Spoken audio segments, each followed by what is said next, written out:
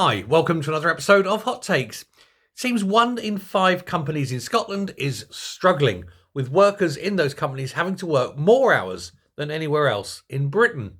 And there's 2 reasons for this, apparently. One is that workers need to earn more money, and the only way to do so is to work more hours, because the government takes so much in tax.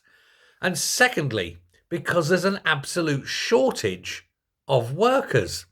Now, normally, when you have a shortage of workers, it means that those that do work tend to get paid better. In order to attract people, you offer better wages. But quite literally, there aren't any workers to do the job. Some jobs require particular skills. People with those skills don't want to work in Scotland. As soon as they acquire them, they go elsewhere, often south to England, where they can do the same job and take home much more money.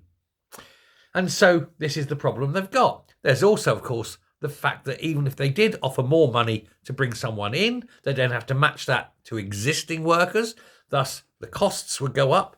Added to that, then, of course, the rise in national insurance on those costs. It would mean the companies just cannot afford to pay the differential. It's all a very elegant interplay, a dance of financial pressures. But mostly, it's the tax and the shortage of workers that's causing the problem.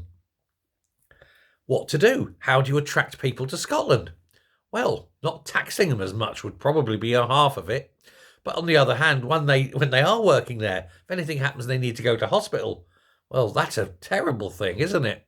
The services are falling apart, despite the bullshit that the SNP tried to tell you. Every single service in Scotland is worse than it ever was. They'll sit and talk a good game. Oh, it's all free, it's all free. Yes, it's pointless being free if it doesn't bloody work. That's the problem. You cannot highlight how cheap it is if it's non-existent. Now, of course, it isn't free at all. Nothing is. There's no such thing as a free lunch. It's just paid for by taxpayers rather than the users. And that, again, is somewhat of problematical. But this is what happens. They make stupid choices and then wonder why everybody who can gets the hell out of Dodge.